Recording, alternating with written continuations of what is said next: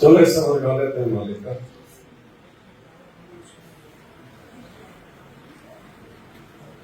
बंदी छोड़ सतगुरु रामपाल जी भगवान की जय।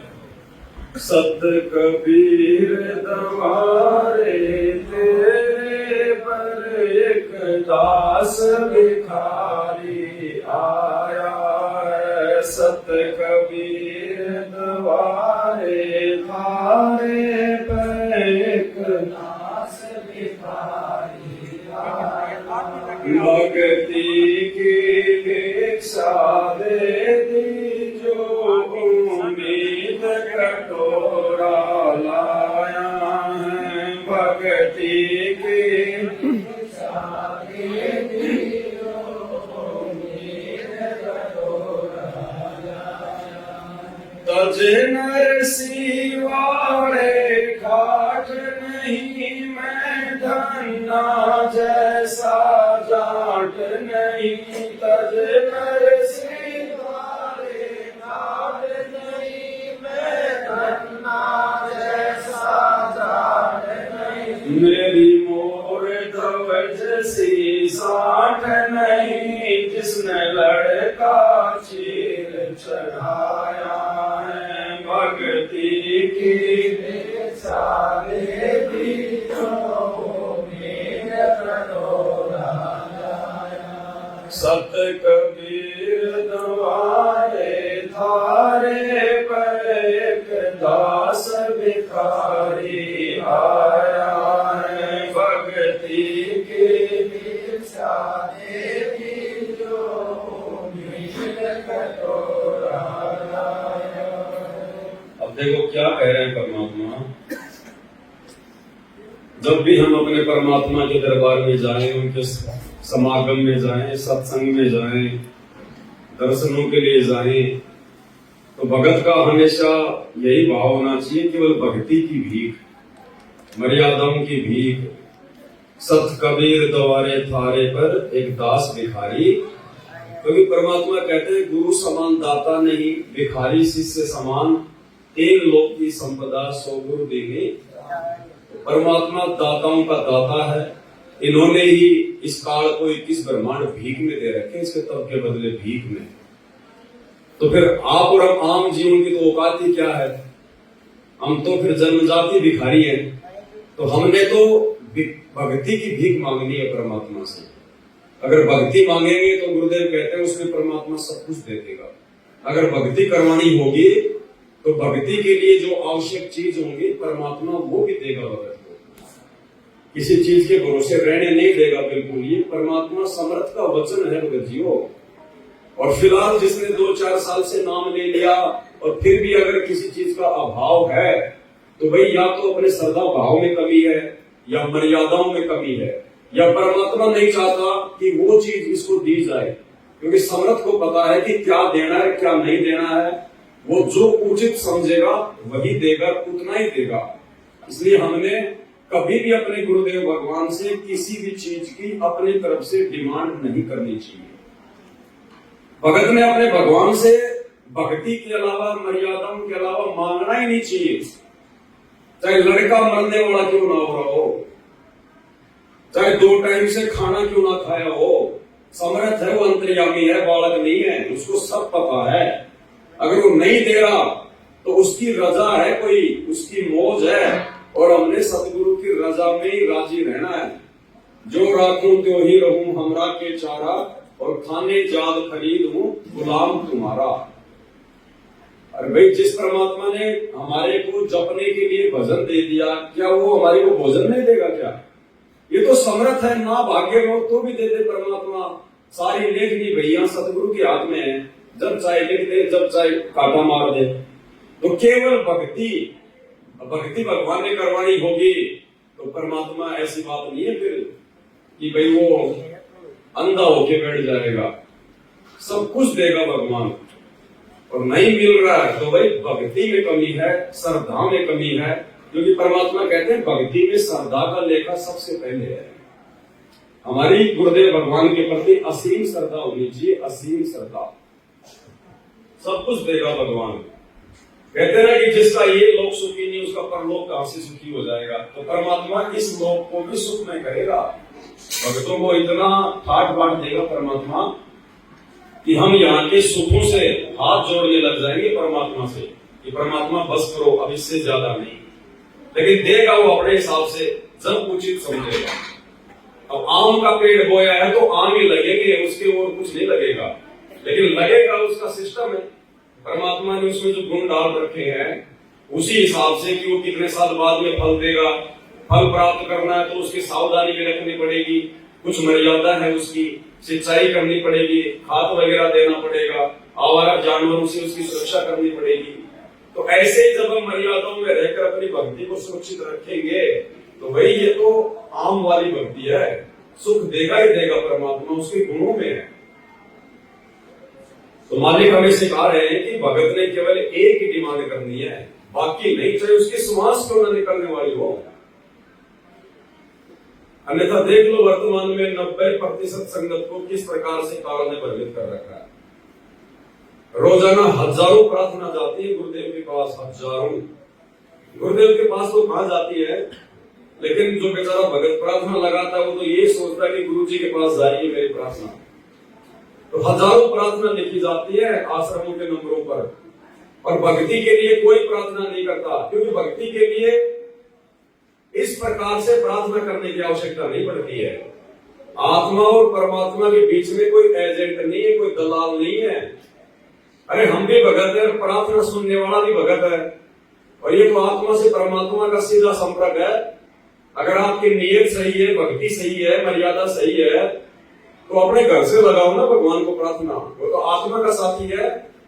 जब महाभारत के युद्ध में टटेरी पक्षी ने अपने अंडों की रक्षा के लिए भगवान से अर्ज की, प्रार्थना लगाई, तो बीच में कोई दलाल था क्या?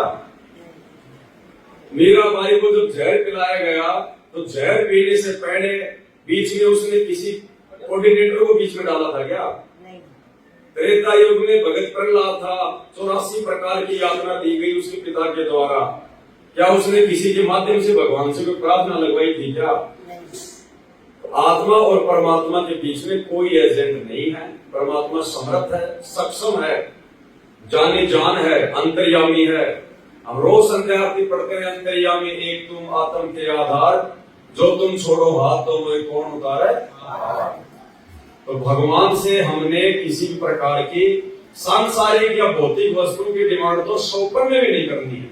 सौपन में भी अपनी मर्यादा के लिए चाहे दिन रात हम प्रार्थना करें, अपनी भक्ति के लिए दिन रात हम प्रार्थना करें, सतलोक के लिए दिन रात हम प्रार्थना करें।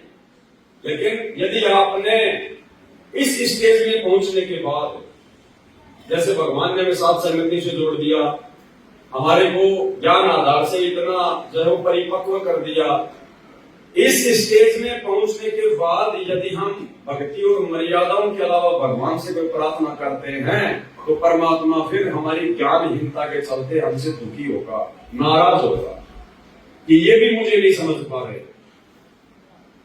तो भाई और बहनों, हमने गलती से भी परमात्मा से कोई डिमांड नहीं करनी है। ये बिन मांगे देता है परमात्मा, बिन मांगे। कोई पंजाबी कोई भजन था, उसमें गा रहे थे वो, तो वो कह रहा था कि सब कुछ जानदा किस आगे कीजिए अरदास, सब कुछ जानदा, कि हम किसके आगे अरदास करें, वो तो सब कुछ जानता है, सब कुछ। जीता दास जी ने क्या कहा अपने गुरुदेव के लिए कि अब मेरे पर्दे के महल में पिया जी, और तुमसे कहां छुपा लूं जिया जी, कि आप तो मेरे दिल की अंदर की बात जानने वाले हो, मैं आपसे क्या छुपा सकता हूं। तो भाई हमें वो समर्थ भगवान मिला है, इनसे कुछ भी छुपा हुआ नहीं है। सृष्टि के कण कण में जो रमता है, जो बसता है, वो यही परमात्मा है। अभी दुनिया को इनकी परख नहीं है, पहचान नहीं है। आप और हमारे ऊपर भगवान की कोई विशेष रजा हुई है, जो हमने परमेश्वर को पहचान लिया उन्हीं के आशीर्वाद से, क्योंकि इस भगवान को कोई पहचान नहीं सकता, चाहे लाख जन्म इनके चरणों में बैठा रहे तो भी नहीं पहचान सकता। ये असली लीलाधर है। ये केवल उसी से अपनी पहचान करवाएगा जिसको भगवान चाहेगा, इसको कोई पहचान नहीं सकता। वो ये सोचने की गलती ना करते कि हमने गुरु जी के ज्ञान को समझ लिया, हमने गुरु जी को पहचान लिया। ना भाई, ये सारी दुनिया हमसे बहुत ज्यादा बुद्धिमान है। बड़े बड़े आईएएस अधिकारी, बड़े बड़े पदों पे लोग बैठे पीएचडी करके, हमसे ज्यादा बुद्धिमान है वो। अगर ज्ञान से भगवान समझ में आना होता तो आप और हमारा तो नंबर ही नहीं आता। तो ये भगवान जिससे चाहेगा उससे अपनी पहचान करवाएगा। तो आप और हमारा कितना सौभाग्य है। अरबों खरबों की जनसंख्या देश दुनिया में, और देखो कितनी आत्माएं जो भगवान को पहचान पाई है। उनकी शरण में आने के बाद भी उनके 90% भगत आज उनको नहीं पहचान पा रहे। समर्थ के धरती पर प्रकट रहते सहते कागज के टुकड़े को, दाढ़ी मूछ वाली फोटो को परमात्मा मान के, और जून के महीने में उनका प्रकट दिवस मना रही है। इससे बड़ी मूर्खता और क्या होगी तत्वदर्शी संत की शरण में आने के बाद। इसलिए भगवान दुखी है, परेशान है, और भगवान को ना पहचान पाने के कारण ही इस प्रकार की फालतू की डिमांड उनसे की जाती है। कल जो 61 नंबर की ऑडियो आई है उसमें गुरु जी क्या कह रहे हैं कि बच्चों क्यों तो तुम मुझे दुखी करते हो, क्यों तुम भगवान को परेशान कर रहे हो, या तो तुम्हें भक्ति छोड़ दो फिर।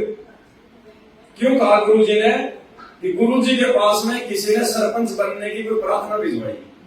उसने कहा ना गुरु जी ने कि तुम तो एक मेंबर बनने के लिए भी मेरे पास में जो प्रार्थना भिजवा रहे हो, एक सरपंच बनने के लिए। और मालिक ने कहा कि भाई जब तुम ये शरीर छोड़ोगे तो एक सपने जैसा होगा। हमसे भगवान ये रिहर्सल क्यों करवा रहा है, ये सात संगतियां क्यों करवा रहा है, इतने सत्संग क्यों किए भगवान ने। अरे नाम तो जो मुक्ति है वो तो भगवान ने बताया कि नाम से होगी। तो नाम परमात्मा दे देते सबको कि भैया जाओ अपने घर पर, ये नाम जब वो मुक्ति हो जाएगी। लेकिन नाम पर टिकने के लिए ज्ञान जरूरी है। तो भगवान कह रहे हैं कि सपने जैसा खेल होगा। जब तुम त्रिकुटी पर जाओगे, जहां तुम्हारी फाइनल परीक्षा होगी, तुम्हें ये नहीं पता चलेगा कि मैं त्रिकुटी पे आ गया।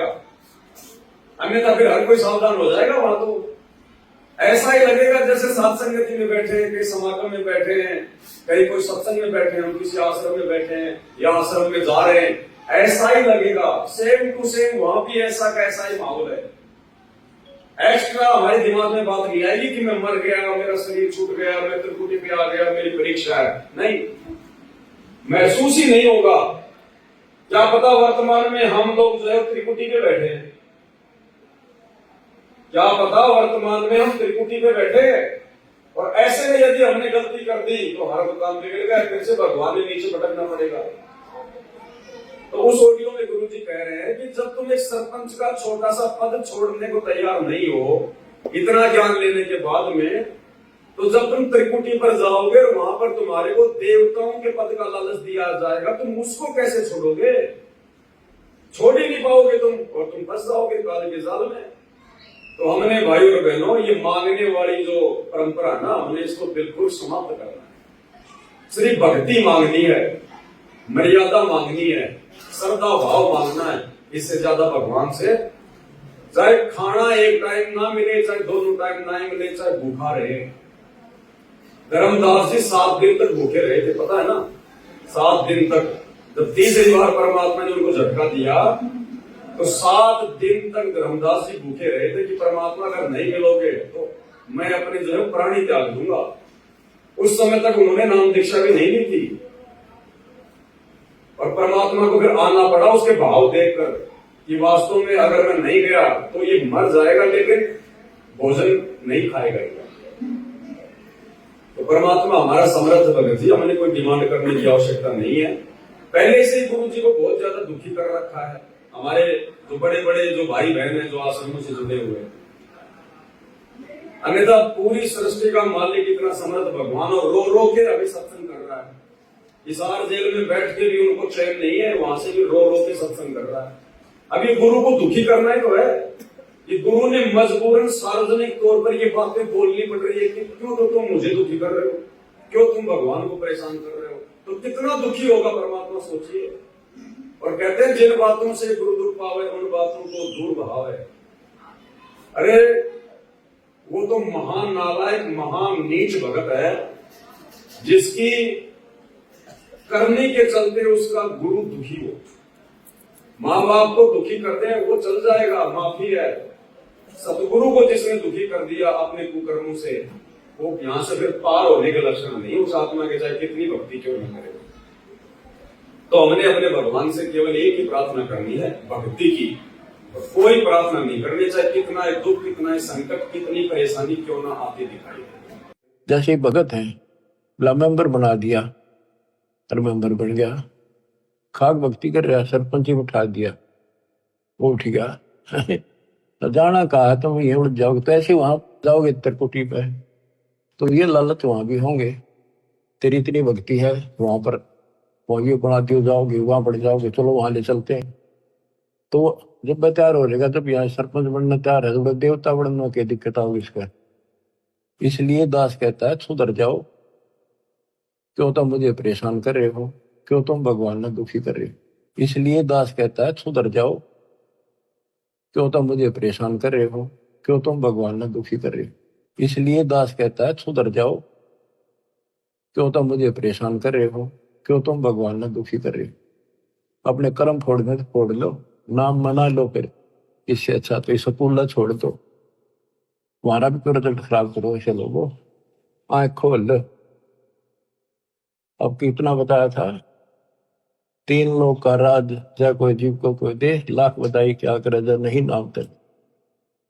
वो कर्म करने से भक्ति नहीं रहेगी, भक्ति छूट के नियम बना दिया, फिर चाटोगे इस राज ने, कल कुत्ते बन के ये धक्के खाओगे, ये लोग जूते मारेंगे जो तुम सरपंच सरपंच करते फिरे। अपनी भक्ति करो, ये काम करनी, काल के लोग बहुत हैं वो आप करे जाएंगे। भक्ति की भिक्षा दे दी जो उम्मीद कटोरा। अब देखो परमात्मा कहते हैं तजे नरसी वाले ठाट नहीं, और मैं धन्ना जैसा जाट नहीं। अब आप और हमारी क्या औकात है, वर्तमान में परमात्मा बता रहे हैं अपने ऊपर उदाहरण देकर कि हम तो उतने बड़े सेठ भी नहीं, हमारे तो उतने ठाट बाट भी नहीं है जितने नरसी भगत के थे। और उसने भी परमात्मा प्राप्ति के लिए अपनी 56 करोड़ की संपत्ति को ठोकर मार दी। और हम लोग वर्तमान में सच्चा भगवान मिल गया, सच्ची भक्ति मिल गई, मोक्ष का मार्ग मिल गया, और उसके बाद भी दिन रात जोड़ने में लगे हुए, और उसने लुटा दिया। तो कितना अंतर है, उसने लुटाया फिर भी वो पार नहीं हो पाया, और हम लोग जोड़ जोड़ के धर रहे हैं। तो हमारी क्या उम्मीद है भाई। तो ये उदाहरण क्यों दे रहे भगवान। परमात्मा कह रहे हैं घर में एक्स्ट्रा हमने नहीं रखना। आपके पास चाहे अरबों की संपत्ति है, चाहे करोड़ों की संपत्ति है, देखो जमीन की, मकान की, इन चीजों की बात अलग है। अगर आपके बाप दादाओं की आपको जमीन वगैरह अगर विरासत में मिली है, बहुत बड़ा कोई मकान आपको विरासत में मिला है, तो कोई दिक्कत नहीं, वो आपके भाग्य का है, संस्कार का, अपना यूज करो। लेकिन परमात्मा कहते हैं भगत ने घर में दाम एक्स्ट्रा नहीं रखना चाहिए, पैसा एक्स्ट्रा नहीं रखना चाहिए। पहली बात तो भगत को इतनी समझ आ जानी चाहिए इस भक्ति के बाद में कि मैंने तो अपना आत्म कल्याण करवाना है। और यात्री जब यात्रा पे चलता है तो जितना थोड़ा सामान होगा उतनी लंबी यात्रा करेगा। तो आध्यात्मिक जीवन में ये धन, ये संपत्ति, फालतू का प्यार, मोह, ममता, ये हमारे ऊपर क्या है, वजन। जब तक हम इसको कम नहीं करेंगे, हल्का नहीं करेंगे, हम परमात्मा के साथ नहीं जा पाएंगे सूक्ष्म शरीर में, त्रिकुटी तक भी नहीं जा पाएंगे हम। अगर भक्ति कर रहे हैं तो भगवान भरोसे रहने नहीं देगा, आगे खड़ा मिलेगा परमात्मा। मालिक कहते कि कल पे कारण कौन है, तू कर सेवा निष्काम, और मन इच्छा फल देगा जब पड़ेगा धनी से काम। बताओ फिर हमें डर किस बात का, हमें परेशानी किस बात की, हमें चिंता किस बात की। अब चिंता तो केवल हरि नाम की करनी है, जो भक्ति दे दी गुरु जी ने, कि उसमें कोई त्रुटि ना हो जाए, हमारे गुरु जी नाराज ना हो जाए, मेरा काम ना बिगड़ जाए। चिंता तो केवल इस बात की करनी चाहिए, परमात्मा कहते हैं। और बाकी जोड़ जोड़ के रख रखे हैं, अभी रुक जाओ, आ रहा है समय, ज्यादा दिन की बात नहीं है। ये फिर से नोटबंदी होने वाली है, ये धरे के धरे रह जाएंगे 500 के, 2-2 हजार के, और 2 रुपए में भी नहीं लेगा 2000 का नोट। ऐसा समय आ रहा है, और वो समय आए बिना ये दुनिया संत रामपाल जी को परमात्मा नहीं मानने वाली है, ध्यान रख लेना। परमात्मा जो है वो बंदर दिखाएगा, भगवान धरती पर है, दुनिया मजाक में ले रही है, तो ऐसे थोड़े ना कोई कलयुग में सतयुग आ जाएगा। ऐसे थोड़े कोई संत रामपाल जी को परमात्मा मानेंगे। उनके भगत ही नहीं मान पा रहे, तो परमात्मा दिखाएगा कि ये लोक कितना गंदा है। जब लाशें उठाने वाला कोई नहीं मिलेगा ना, तब आप और हमारी आत्मा भी अंदर से फटक जाएगी। अभी हम लोग केवल गुरु जी के ज्ञान आधार से थोड़ी इस प्रकार की बातें कर रहे हैं। आत्मा में अभी भी वो ठेस नहीं लग पाई है, जो ठेस लगनी चाहिए, जिससे इस गंदे लोग से हमारी आस्था है।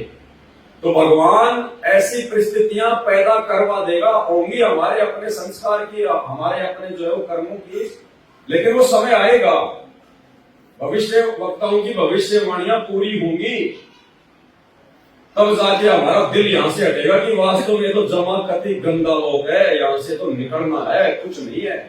एक सेकंड में परिवार का परिवार नष्ट हो जाता है, एक सेकंड में भूकंप आ गया, एक्सीडेंट हो गया, बताओ किसके सारे बैठे हुए थे एक सेकंड में, और मर रहे लाखों हमारे आगे। भगवान धरती पे आया हुआ 72-73 साल हो गई, भगवान धरती पे, और रोजाना लाखों लोग अकाल मौत मर रहे हैं, नहीं मर रहे, उनको पता भी नहीं कि धरती पे कौन आया हुआ है। तो भाई ये जो इतनी बड़ी जनसंख्या है ना देश विदेश की अरबों की, ये ऐसे सीधे रास्ते पे नहीं आने वाली है। आने वाले 2 से 3 वर्षों में, क्योंकि 2028 का समय गुरुजी ने युग परिवर्तन का निर्धारित किया हुआ है, तो परमात्मा दुनिया को बंदर दिखाएगा। ऐसे दुनिया नहीं मानने वाली, ऐसे थोड़ी हजारों साल संत रामपाल जी का मार्ग चलेगा। किसी को पता ही नहीं अभी तो उनके बारे में, मुट्ठी भर लोगों को भी पता नहीं है। भारत देश की जनसंख्या के एवरेज में भी यदि हम भक्तों की संख्या देखें तो आधा प्रतिशत भी नहीं है, आधा प्रतिशत भी। और भगवान ने थोड़े से समय में पूरी दुनिया में अपने ज्ञान का, अपने नाम का डंका बजवाना, तो ऐसे थोड़ी बजेगा। ये गुरुजी जेल में बैठे हैं, मैनेजमेंट अपनी मनमानी कर रहा है, संगत आंख बंद करके चल रही है, हम लोग जो है डर डर के अपनी भक्ति कर रहे हैं, तो ऐसे थोड़ी चलेगा मामला।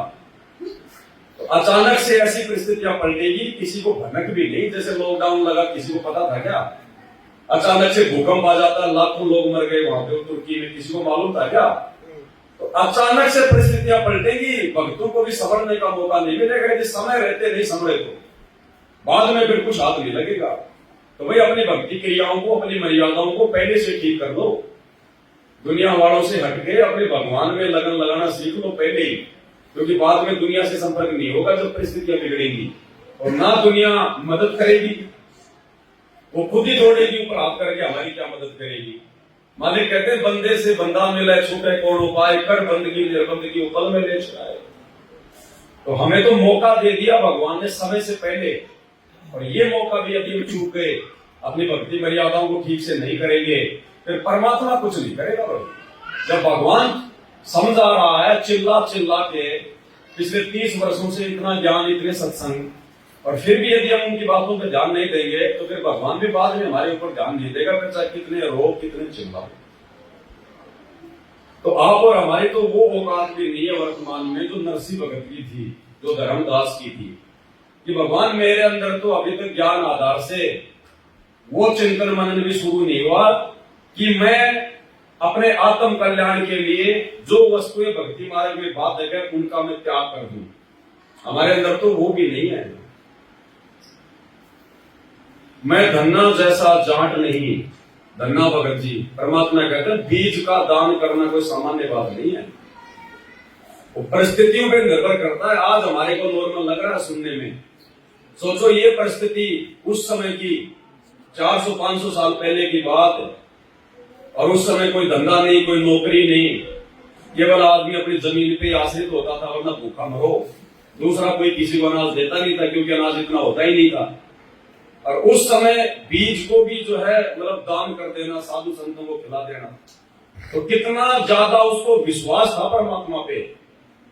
भाई उसने भगवान पे विश्वास करके तो साधुओं को भोजन खिलाया कि देखी जाएगी परमात्मा। जबकि उस समय उसको कोई तत्व ज्ञान नहीं था, कोई सतगुरु उसको प्राप्त नहीं था, सत्संग सुनने के लिए इतनी सुविधा नहीं थी। आज तो मोबाइल पे लगा के चाहे 24 घंटे सुन लो। अब उस समय तो पता नहीं, बेचारा साल 6 महीने में नंबर आता था बड़ी मुश्किल से। और भगवान ने आज हमारे ऊपर कैसी दया कर दी। अगर ये विज्ञान आज अगर भगवान ना दे, अगर हम इतने सत्संग ना सुने, तो भाई और बहनों हम 1 महीने से ज्यादा भक्ति भी नहीं रुक सकते। 1 महीने से ज्यादा विचार करके देख लो, तुरंत हमारे अंदर मैल जमा हो जाएगा। और देख लो, भगवान ने सत्संग सुनने के लिए मोबाइल दे दिए सबके हाथ में, स्पीकर दे दिए, मेमोरी कार्ड दे दिए, टीवी चैनल पे आ रहा, यूट्यूब पे आ रहा। उसके बाद भी हम लोग भक्ति में कमजोर पड़ गए थे। गुरु जी के हजारों सत्संग होने के बावजूद, घर घर में मोबाइल होने के बावजूद, रोजाना टीवी चैनल पे आ रहा, फिर भी हम लोग ज्ञान में कमजोर पड़ गए थे। फिर अंतर्यामी ने हिसार जेल से सत्संग भेजने पड़े कि इन सत्संगों को नए सत्संग जानकर थोड़ा रुचि से सुनेंगे। तो देखो भगवान हमारे लिए किस कदर प्रयास कर रहा है। बैठे बैठे खीर खिला रहा, हम खीर भी ढंग से नहीं खा पा रहे, तो क्या बनेगी फिर हमारे साथ। तो परमात्मा जब आता है तो मौका देता है, चांस देता है, अवसर देता है। जो चूक जाएगा वो अपना जीवन सत्यानाश कर जाएगा, और थोड़ा जो सीरियस हो जाएगा वो यहां से निकल देगा। तो भगत जी परमात्मा के विधान के अनुसार चलेंगे, अपने गुरु जी को देखकर अगर चलेंगे। अरे हमारा तो स्वार्थ है भक्ति करने का। देखो ये स्वार्थी का लोक है। परमात्मा अपने शब्द में कहते हैं ना कि मतलब के बिना कोई नहीं प्यारा, जब तक बैल चले हड़िये में तब तक डाले चारा, बूढ़ा हो तब नाथ काट दे घर घर लाके, स्वार्थ के बिना कोई नहीं। तो स्वार्थ के बिना तो हम ये भक्ति भी नहीं कर सकते। अगर हमारी आत्म कल्याण का स्वार्थ ना हो, सतलोक का लालच ना हो, तो कौन भक्ति करेगा, कौन सत्संग सुनेगा? कोई नहीं सुन सकता।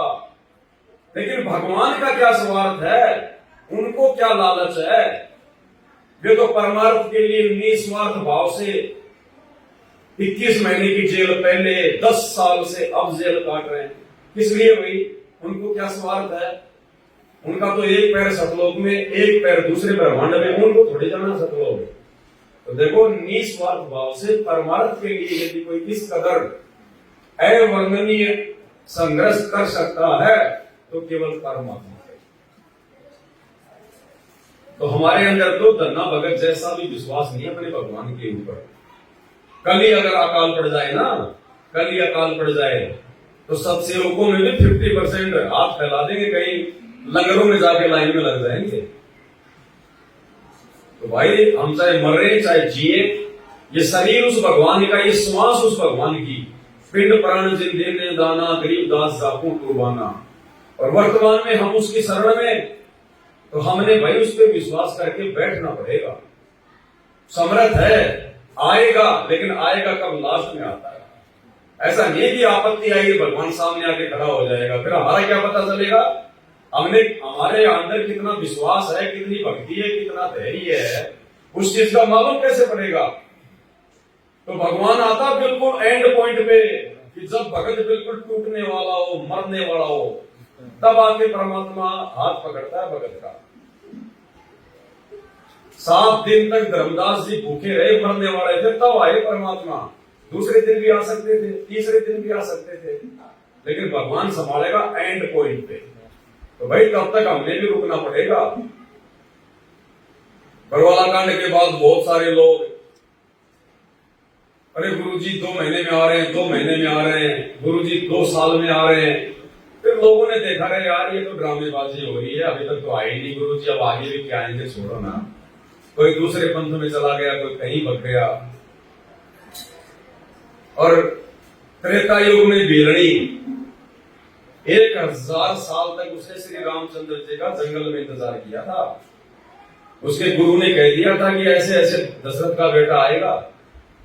1000 साल तक उसने, क्योंकि उस समय बहुत ज्यादा लंबी उम्र हुआ करती थी त्रेता युग में, 40, 50 हजार साल। 1000 साल उसने इंतजार किया जंगल में, रोजाना फूल तोड़ के लाती, अपनी जो कुटिया थी उसको सजाती, रास्ते में फूल बिछाती और रोजाना इंतजार करती थी। अब हमारे से 10 साल का इंतजार नहीं हो रहा। अरे जब गुरुजी ने ज्ञान गंगा में 2028 समय लिख दिया युग परिवर्तन का, तो आएगा ना भगवान। कबीर सागर में जो बातें लिख दी भगवान ने, एक एक बात को सत्य साबित करके जाएगा। ये वो ही कबीर है जो 650 साल पहले आया था। कोई नॉर्मल होता तो फिर कोई औकात नहीं थी। तो परमात्मा है धरती पर, लेकिन ये सबको विश्वास नहीं हो पाता भगत जी। परमात्मा कहते हैं पिछले जन्म से होते पूर्ण अंश मुराद। ये जिन आत्माओं के पिछले भक्ति कर्म मजबूत होते हैं ना, वही आत्मा इतना दृढ़ विश्वास अपने परम पिता पे कर पाती है, अन्यथा आम जीवों की बस की बात नहीं है। अंतिम स्टेशन तक तो वो यात्री पहुंचता है जिसकी अंतिम स्टेशन की हाथ में टिकट होती है। बाकी कोई 5 किलोमीटर पे उतर रहा है, कोई 10 पे, कोई 50 पे, कोई 100 पे। मेरी मोर धवज सी सांठ नहीं जिसने लड़का चीर चढ़ाया है। अब मोर धवज के बारे में क्या बताया परमात्मा? कहने का मतलब है गुरुजी हमें अंदर से जगाना चाह रहे हैं कि नालायकों, तुम्हें तो सहज में परमात्मा मिल गया, तुम्हें तो सहज में भक्ति मिल गई। भक्ति और भगवान के लिए तुमसे पहले तुम्हारे भगत भाइयों ने कैसी कैसी कुर्बानियां दी हैं, उनको विचार कर लो। मोर ध्वज राजा था और श्री कृष्ण जी अर्जुन को लेकर गए उसके वहां पर साधु का रूप बना के, क्योंकि अर्जुन को इस बात का जो घमंड हो गया था कि श्री कृष्ण जी का मेरे से बड़ा कोई भगत नहीं है, और श्री कृष्ण तो मेरा रिश्तेदार भी है, मेरा साला भी है। उसको घमंड हो गया था। तो घमंड तोड़ने के लिए परमात्मा की प्रेरणा से श्री कृष्ण जी ने साधु रूप बनाया और अर्जुन को लेकर राजा मोर ध्वज के वहां गया और साथ में ले लिया एक शेर।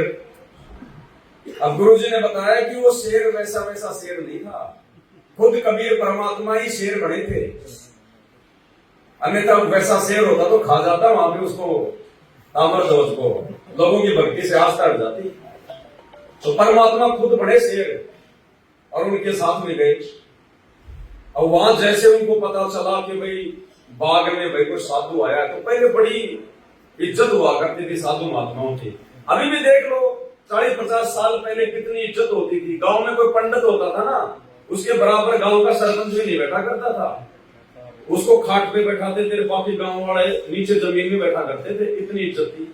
तो साधु महात्माओं को बहुत ज्यादा जो है हुआ करती थी उनकी इज्जत। कुछ मतलब जो है डरा भी करते थे कि भाई कहीं कोई साहब बुराब ना दे दे। तो वहां गए, राजा रानी दोनों नंगे पैर दौड़ के आशीर्वाद लेने के लिए पहुंचे। भोजन पानी की पूछी तो बोला भैया भोजन पानी भी करेंगे, हमारे शेर के लिए भी खाने पीने की व्यवस्था करो। बोला जी अभी करवा देंगे। बोला ये वैसे किसी जानवर का मांस नहीं खाता, ये आदमी का मांस खाता है, और आदमी भी ऐसा नहीं कि तुम किसी मजदूर को पकड़ के काट दो, तुम्हारे ही जो है परिवार का कोई व्यक्ति होना चाहिए, या तो राजा या रानी या उसका बेटा। अब देखो श्री कृष्ण जी ने ये कह दिया था कि आज जो इस शेर का भोजन बनेगा वो सीधा कहां जाएगा? स्वर्ग में जाएगा। क्योंकि आज से पहले केवल स्वर्ग तक का ही ज्ञान था। जैसे हम लोगों ने आज सतलोक की महिमा सुनी है ना, और सतलोक जाने के लिए हम लोग कैसे भक्ति कर रहे हैं, संघर्ष कर रहे हैं, ऐसे पहले के समय में केवल मतलब बैकुंठ से ऊपर कोई जगह नहीं थी। जो है मतलब स्वर्ग से ऊपर किसी ने कुछ भी नहीं सुन रखा था। अब उन्होंने देखा भाई ये तो बहुत अच्छी बात है, स्वर्ग में जाने के लिए तो हम भक्ति कर रहे हैं, और इससे अच्छा मौका और कहां मिलेगा। तो परमात्मा ने क्या बताया? राजा मोर ध्वज ने कहा जी मैं तैयार हूं। राजा था, इतने ठाट बाट थे। अब विचार करो भाई और बहनों इन बातों को। यहां कोई भगत सरपंच बन जाए और फिर कोई कह रहे गुरु जी ने मना कर रखा है सरपंच का पद छोड़ दे, वो भक्ति छोड़ देगा, सरपंच का पद नहीं छोड़ेगा। वो राजा और बोला महाराज जी मैं तैयार हूं। अब इतने में उसकी पत्नी बोली है क्या कर रहे हो जी आप? लड़का अभी छोटा है, नादान है, राज का संभाल नहीं पाएगा, जनता दुखी हो जाएगी। ऐसा करो जब तक बेटा जवान नहीं होता तब तक तुम राज करो, और मैं क्या करूंगी, मेरा कोई काम नहीं है, सारा दिन मैं तो अंदर बैठी रहती हूँ, मैं शेर की जो है खुराक बन जाती हूँ। मतलब वो अपना दाव लगा रही कि कहीं मेरा नंबर आ जाए पहले। अब इतने में वो लड़का बोल पड़ा, बोले माता पिता, बोले मेरा तो जीवन बेकार है, मतलब मेरे रहते से तेरे मेरे माँ बाप शेर का भोजन बनेंगे, मेरे लिए तो डूब के मरने की बात है। लड़का आ गया के खड़ा हो गया, बोले महाराज जी मुझे भोजन बनाओ शेर का। मतलब देखो सब खाली मतलब बैकुंठ के लिए स्वर्ग के लिए। आज हमारे अंदर है क्या इतनी? भाई और बहनों विचार करो इन बातों पे। हम तो थोड़ा बहुत भी त्याग नहीं कर पा रहे, थोड़ा बहुत भी कोई बलिदान नहीं कर पा रहे। आज अगर सतलोक के लिए गुरु जी अगर ये शर्त रख दें तो भाड़ में जाए, गुरु जी भाड़ में जाए सतलोक, अगले जन्म में देखेंगे बेटा। सभी की तो स्थिति नहीं है, लेकिन ज्यादातर। तो अंत में उन्होंने कहा कि भाई ठीक है, राजा रानी दोनों अपने बेटे का सिर काटो, आरे से 2 फांक करो इसकी, और एक शर्त है, अगर अपने बेटे का सिर काटते समय अगर आंखों में आंसू भी आ गए राजा या रानी के या उस बेटे के, तो मेरा सिर नहीं खाएगा। तो दोनों अपने बेटे का लेके आ रहा, सिर काटने लग गए यूं ऐसे, और उसका आधा सिर कट गया। वो तामर ध्वज भी नहीं सुस्काया। सोचो भाई और बहनों, क्या आत्मा थी वो। हम तो उनके नाखून के बराबर नहीं है, नाखून के बराबर। अब गुरु जी ने सत्संग में बताया कि एक भगत को 6 महीने हो गए नाम लिए हुए, पूरे परिवार ने नाम ले लिया। एक दिन आया गुरु जी के पास, बोले जी अच्छा नाम लिया, मार तो दादी मर गई। तो गुरु जी ने कहा कि नाम लिए कितना टाइम हो गया? बोले 6 महीने। बोले दादी कितने साल की थी? बोले जी वो 70 साल की। तो बोला और क्या? बोले उसको राष्ट्रपति बनाना चाह रहे थे क्या? अरे 70 साल की उम्र, भगवान का नाम ले लिया, अगला जन्म मिल जाएगा, परमात्मा दे देगा उसको मनुष्य का। 6 महीने तुम्हें नाम लिए हुए नहीं हुए, तो बताओ दादी मरी तो भी भक्ति छोड़ दी कि हमारी तो दादी मर गई, दादी नहीं मरनी चाहिए थी। और वहां राजा रानी अपने बेटे का सिर काट दिया आधा। अब इतने में ताम्र ध्वज की आंखों से आंसू आ गए। तो श्री कृष्ण ने कहा रोक दो भाई, रोक दो, रोक दो, शेर नहीं खाएगा। बोले लड़का रो रहा है। तो ताम्र ध्वज बोला महाराज जी मैं रो इसलिए नहीं रहा कि भाई मेरे को कोई दर्द हो रहा है या और कुछ बात है, मैं रो इसलिए रहा हूं कि मैं इतना निकम्मा हूं कि शेर मेरा आधे हिस्से का ही मांस खाएगा, आधा हिस्सा ही खाएगा मेरा। तो उसके बाद में वो प्रसन्न हुए, खुश हुए, वापस उसको ठीक कर दिया श्री कृष्ण जी ने, जो भी उसके पास आध्यात्मिक शक्ति थी। तो भाइयों और बहनों, इसी प्रकार से अब आप और हम तो उन आत्माओं के आगे कहां हैं, कहां खड़े हैं। तो हमें तो सहज में भगवान मिल गया, सहज में। और परमात्मा कहते हैं अगर सहज में कोई चीज मिल जाती है तो इंसान उसकी वैल्यू नहीं समझता, उसकी कदर नहीं करता उसकी। तो हमें तो आज गुरु जी ने जितना बता दिया उतना भी कर लेंगे तो बेड़ा पार है। और संघर्ष हम कहां कर रहे हैं? संघर्ष तो हमारे गुरु जी कर रहे हैं। अरे जेल में हम बैठे हैं, हमारा बाप बैठा है। दुनिया की गाड़ियां हम खा रहे हैं, हमारा बाप खा रहा है। तो संघर्ष भी हमारा बाप कर रहा है, वो हमको संघर्ष भी नहीं करने दे रहा। ये आप और हमारे हिस्से की जेल काट रहे हैं गुरु जी, आप और हमारे हिस्से की, आप और हमसे भक्ति करवाने के लिए। अन्यथा यदि हम इस परमात्मा की शरण में नहीं आते या ये भगवान धरती पे नहीं होता तो हम ना जाने कितने कुकर्म जो है वो कर डालते। हमारा क्या आचरण था, क्या हमारा व्यवहार था नाम दीक्षा लेने से पहले। कोई शराब पीता था, कोई नशा करता था, कोई दूसरे कोई उल्टे काम करता था। आज हम लोगों ने जेल में पड़ा होना था, जेल में अपने उन कुकर्मों के कारण। तो भगवान ने वो सारे भार अपने ऊपर ले लिए। हम सबके हिस्से की जेल हमारा भगवान काट रहा है, आप और हमसे भक्ति करवाने के लिए। और हम इस चीज को भी नहीं समझ रहे, फिर भी हम लोग बकवाद में जा रहे हैं, राजनेताओं की रैलियों में धक्के खा रहे हैं, आश्रमों में और पत्थरों में पैसा बर्बाद कर रहे हैं, गुंडों के साथ मिलके जो है वो रैलियां निकाल रहे हैं, आश्रमों में हॉस्पिटल बना रहे हैं, कल को वहां पे कोई अपार्टमेंट भी बना देना रहने के लिए लोगों के लिए। तो भाई ये काल प्रेरणा है, काल बैठा है सिर पे। तो ये सौभाग्य की थोड़ी बहुत आत्माएं साथ संगति से परमात्मा ने बचा ली है। और हम भी यदि आगे सावधान होकर नहीं चलेंगे तो बात नहीं बन पाएगी। फिर मेरी मोर तवस्सी सांठ नहीं जिसने लड़का चीर चढ़ाया है। और दूसरी बात भाई और बहनों, जैसे परमात्मा हमें सेव, नेकी और सम्मान की कथा सुनाते हैं, तो वो भी परमात्मा की विशेष रजा से, मालिक की विशेष मेहर से ही सम्मान ने अपने बेटे का सिर काटा था, अन्यथा वो सिर नहीं काट सकता था अपने बेटे का। परमात्मा जीव की बुद्धि ऑफ कर देता है जब परमात्मा ने अपना खेल खेलना होता है, कोई उदाहरण पेश करना होता है ना, परमात्मा बुद्धि ऑफ कर देता है, अन्यथा सम्मान अपने बेटे का सिर नहीं काट सकता था। उस समय ये ज्ञान आधार नहीं था इतना, ना उनमें कोई जो है दृढ़ता थी इतनी। परमात्मा ने वो परिस्थितियां पैदा करी जानबूझ के आप और हमें शिक्षा देने के लिए कि अपने गुरु जी के प्रति किस कदर समर्पित होना चाहिए। गुरु से बढ़कर अपना बेटा बेटी धन संपदा कुछ नहीं समझना चाहिए। और दूसरी तरफ उस कमाल को जो है अहंकार हो गया था, क्योंकि जब परमात्मा आने लगे तो कमाल ने कहा कि गुरु जी कहां जा रहे हो? बोले ऐसे ऐसे अपने भगत उनके घर जा रहा हूं। तो बोला मैं तो आपके साथ चलूंगा, अन्यथा फिर आपकी सेवा कौन करेगा? मेरे अलावा आपकी सेवा कौन करेगा? कोई है थोड़ी संगत में ऐसा कोई सेवक है। तो मालिक तो अंतर्यामी थे, उसकी तो फड़क निकाल दी थी, बोल चल। तो फिर उसको भी दिखाया वहां पर कि देख भगत कैसे होते हैं। और वर्तमान में भी गुरुजी ने सत्संगों में काफी बार कहा है कि बच्चों भक्तों के घर तो बहुत दूर हैं, अभी भगत तो आए कहां है? गंदगी है ये तो, जिसको परमात्मा 30 साल से साफ कर रहे हैं। और इस गंदगी को साफ करते करते भगवान खुद भी जो गंदा हो गया। अभी भगत नहीं आए हैं, वो तो आएंगे आत्मा आने वाले समय में। उम्मीदी सतलोक वाले हंस परमात्मा के जो रह गए थे जो पिछले जन्मों में। इसलिए तो गुरुदेव ने सत्संग में कहा कि बच्चों 6-6 महीने में तुम्हारा नंबर आएगा दर्शन करने का। 6-6 महीने में तो दर्शन करने का नंबर आएगा तुम्हारा। तो भाई वो समय आएगा, समर्थ का वचन है वो फैल नहीं हो सकता। ये जितने भी हमारे भक्त आत्मा है सारे घर में अपना इनका चोखा व्यवस्था है।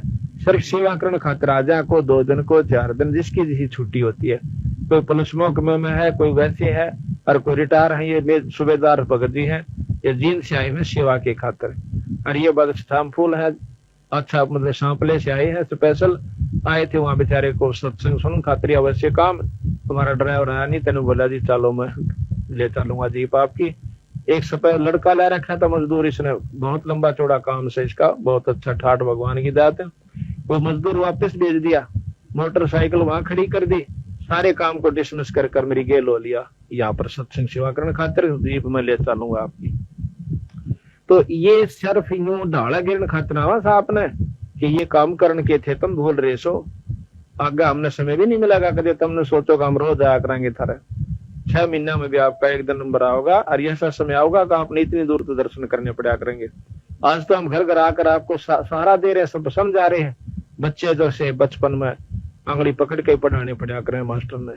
तो आज हम आपके घर में, अच्छा हम क्या करते हैं, 1.25 किलो घी का, देसी घी का 3 दिन हलवा बने से प्रसाद हम नहीं खाते, हम इतना खा ले से। क्योंकि मैं तो 3 जगह जाता हूँ, तीनों जगह हलवा पाव से, इतना भी नहीं खाया जाता। ये आपके ही प्रसाद को आपके ही गांव के अंदर आपके हाथ से बंटवाया जाता है।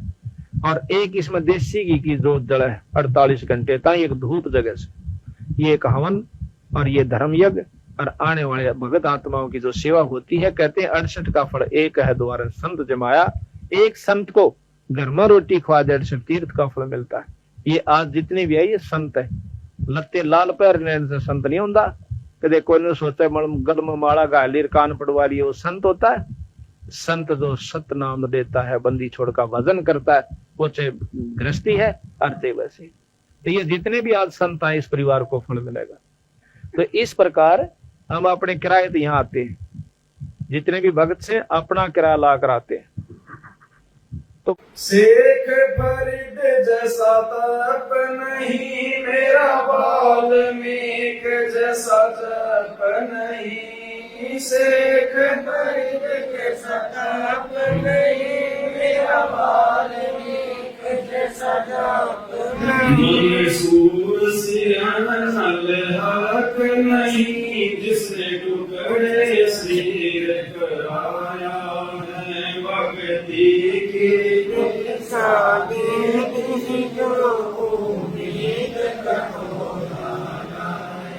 सत कबीर द्वारे थारे पर एक दास भिखारी आया है भक्ति की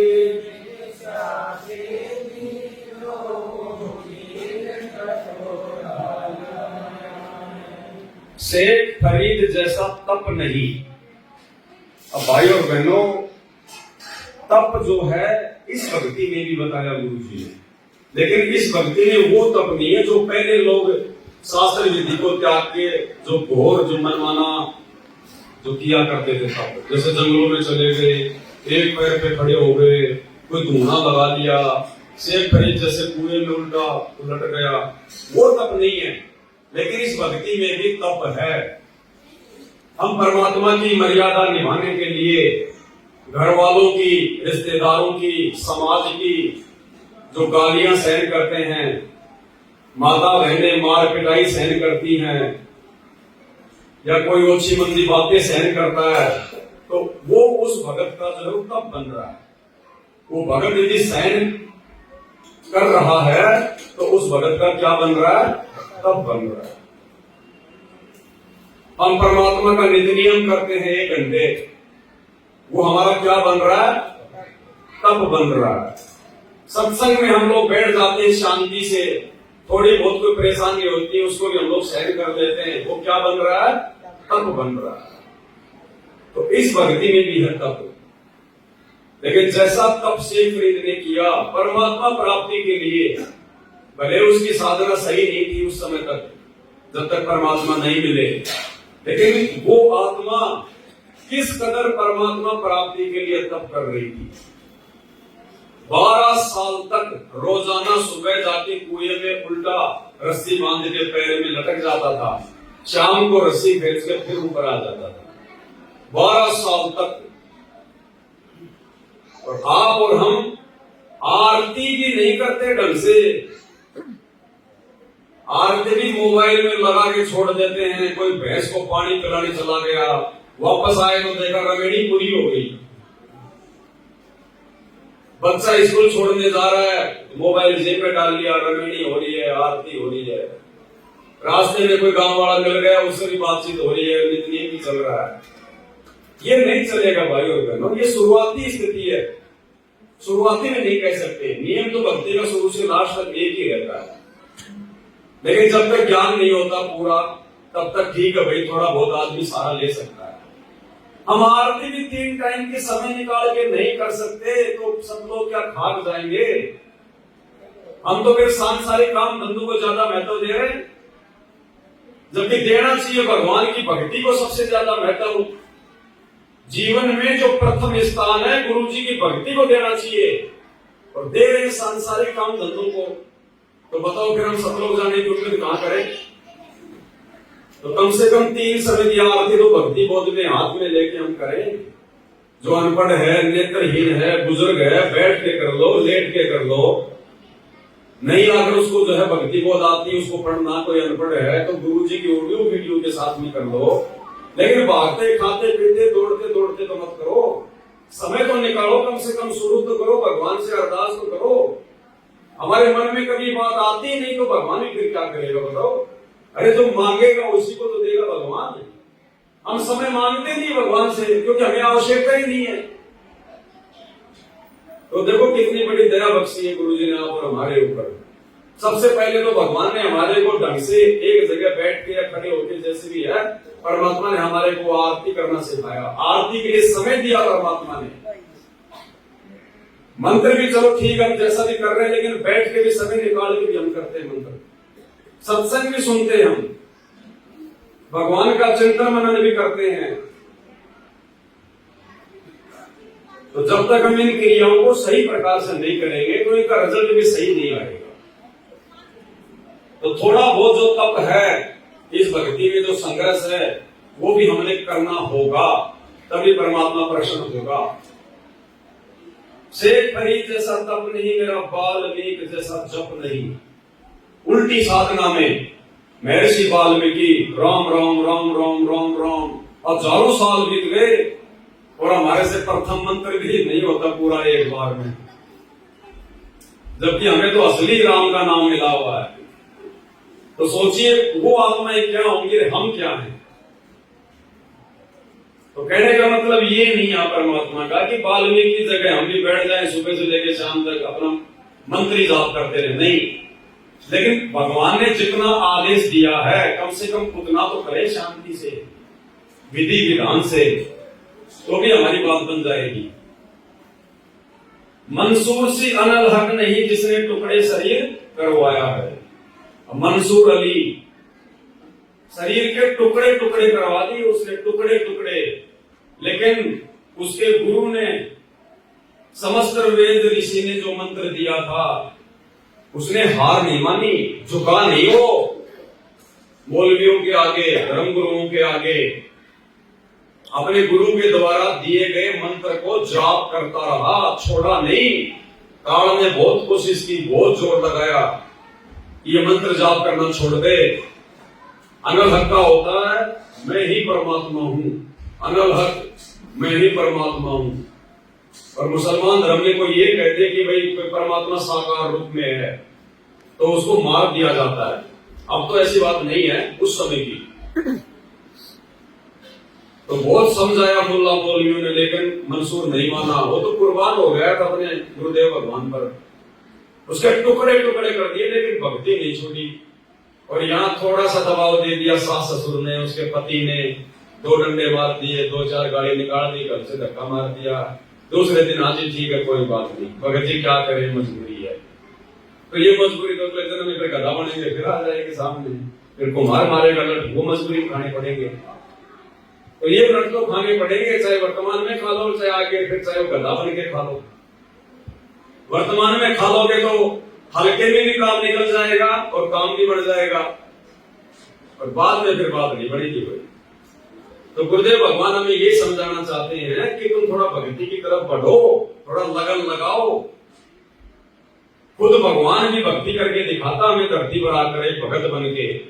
नहीं, उनको भक्ति की क्या आवश्यकता है, वो तो भक्ति का दाता है। भक्ति मुक्ति के दाता सतगुरु भटकत प्राण करंदा, उस साहिब के हुक्म बिना ने करवर बात। लेकिन वो भी आप और हमारे अंदर भक्ति की आस्था जगाने के लिए हमारे जैसा भगत बन के हाथ में मंत्र कार्ड लेके, माला लेके मंत्र जाप करके दिखाता है, ताकि हम भी करें। धुरु जैसी आस नहीं, प्रहलाद जैसा विश्वास नहीं। धुरु जैसी आस नहीं, प्रहलाद जैसा विश्वास नहीं। मेरा मीरा जैसा रास नहीं, जिसने रो और नाच रिझाया है। भक्ति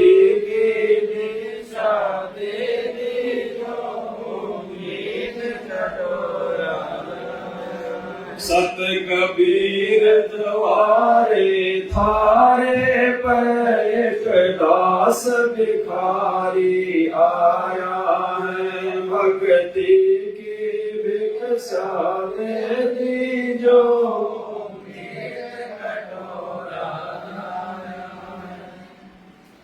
ध्रुव जैसी आस नहीं और प्रहलाद जैसा विश्वास नहीं। ये परमात्मा, हम तो इस कलयुग में निकृष्ट जीव हैं।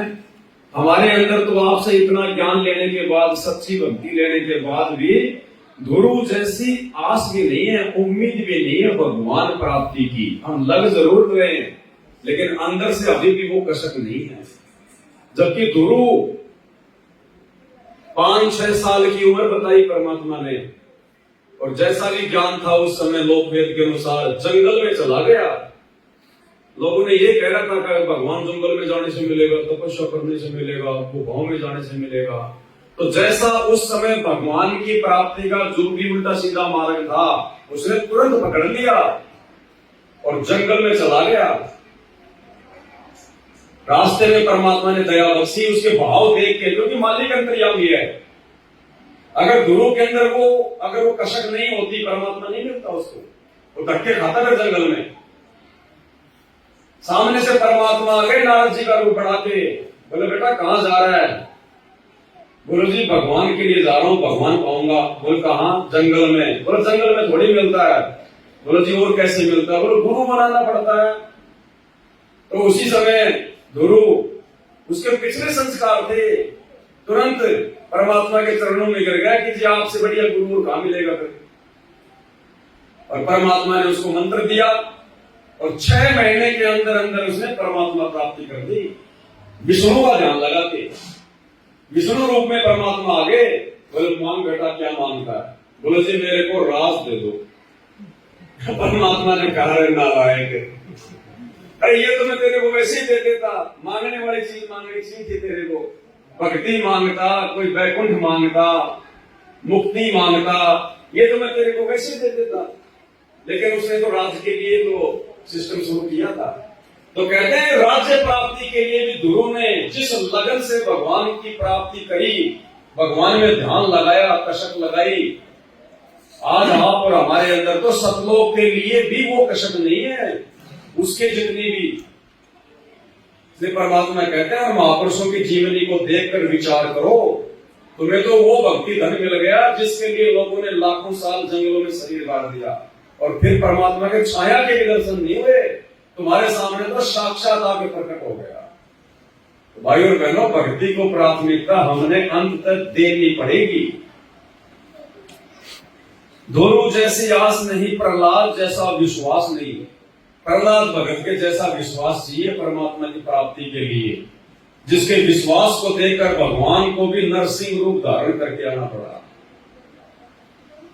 84 बार भगत प्रहलाद को घोर यातनाएं दी गई उसके बाप के द्वारा, हिरण्यकशिपु के द्वारा। कभी ऊंचे पहाड़ से नीचे फेंक दिया, नीचे परमात्मा ने फूलों की सेज बिछा दी, जंगल में बियाबान में सर्पों के बीच में डाल दिया।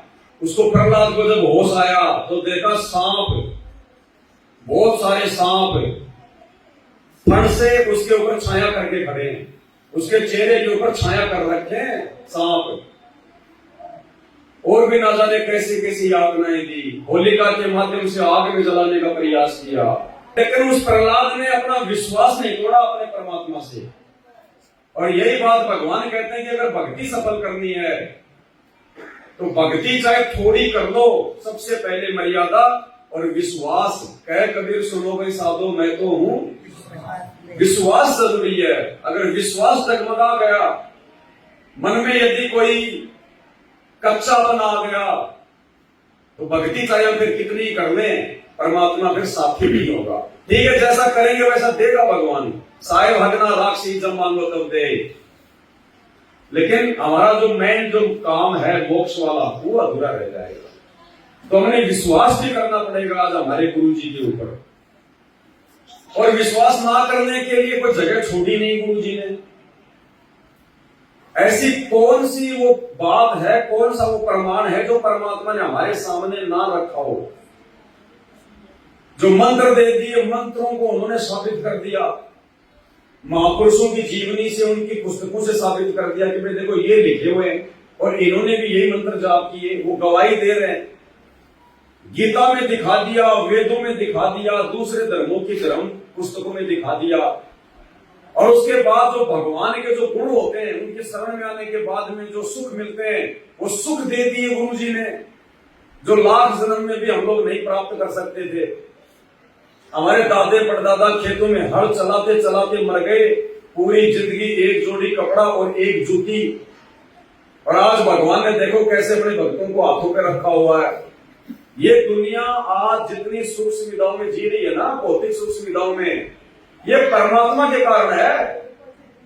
सतगुरु रामपाल जी भगवान के कारण है, धरती पर उनकी उपस्थिति के कारण है जो इतने सुख दुनिया भोग रही है। गुरु जी कहते हैं जब जो किसान होता ना, किसान जब खेत के अंदर बीज वो डालता ना खाद, तो जो खरपतवार होती है ना, वो भी फसल के साथ साथ में उगती है। उस खाद का फायदा वो खरपतवार जो है बराबर उठाती है और फसल से भी अच्छी तरीके से वो तरोताजा होती है, फसल से भी ज्यादा। तो इसी प्रकार भगवान आया अपने भक्तों के लिए, भगवान भक्ति दे रहा है, धार्मिक मतलब यज्ञ करवा रहा है। हम अपने घरों में जो 500 यज्ञ कर रहे हैं, इसका फायदा आड़ोसी पड़ोसियों तक को मिलता है, पूरे ब्रह्मांड को मिलता है। परमात्मा कहते हैं खंड खंड में आरती गाजै, सकलमयी हरि ज्योत विराजै। भगत जब अपने आरती करता है ना तो सारे लोकों में वो आरती की आवाज गूंजती है, खंड खंड में आरती गाजै। हमारी आरती की आवाज ऊपर के लोगों में गूंजती है मीठी मीठी, और वो देवता लोग भी ऊपर के वो भी ये सोचते हैं कि भाई धन्य है भाई ये आत्माएं जो इस समय धरती पर जिनको मानव जन्म प्राप्त है, जो परमात्मा आया हुआ धरती पे। और सकलमयी हरि ज्योत विराजे, उस परमात्मा की जो ज्योति है, जो उसका नूर है, जो उसकी शक्ति है, सर्व जो है वो ब्रह्मांड में व्याप्त है। तो आप और हमारे को तो प्रहलाद जितना भी विश्वास वर्तमान में हो नहीं पा रहा, इतने सारे सबूत, ये प्रमाण और इतने सारे सुख प्राप्त करने के बावजूद। तो परमात्मा चाहते हैं कि आप लोगों को विश्वास कर लेना चाहिए। अगर जरा भी मन में कच्चापन आ गया किसी भी कारण से, तो भाई फिर बात बिगड़ जाएगी हमारी। काल तो कोशिश करेगा भक्ति छुड़वाने की। आपने दीक्षा ले ली, परिवार में बाकी लोगों ने दीक्षा ले ली, तो वो तो काल का अड्डा है। उनके माध्यम से काल हर प्रकार से आपको दुखी करवाएगा, टॉर्चर करवाएगा, परेशान करवाएगा। लेकिन अगर थोड़ी सी हिम्मत करके अपने गुरु भगवान पे विश्वास करके अगर लगे रहे, भक्ति पर नीची गर्दन करके, दो चार थप्पड़ खा लिए, कोई दिक्कत नहीं, बेइज्जती सहन कर ली। परमात्मा कहते हैं भैया भक्ति के लिए तो ध्रुव पिटा, मीरा पिटी, भगत प्रहलाद पिटा, 650 साल पहले भगवान पिटा, वर्तमान में भगवान मार खा रहा। तो हमें अपना आत्म कल्याण करवाने में 2-4 लाख घुसे खाने में क्या जा रहा है। लेकिन ये वो आत्मा संघर्ष करेगी जिसको ज्ञान समझ में आ जाएगा। तो इतना संघर्ष हमने करना पड़ेगा। रंका बंका जैसा त्याग नहीं, मेरा बाजी जैसा बैराग नहीं।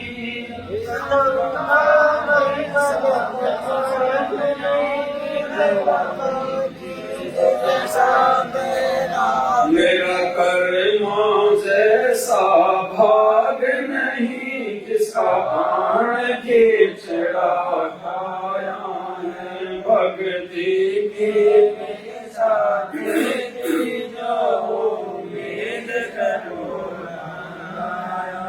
सत कबीर द्वारे थारे पर एक दास भिखारी आया है। भक्ति की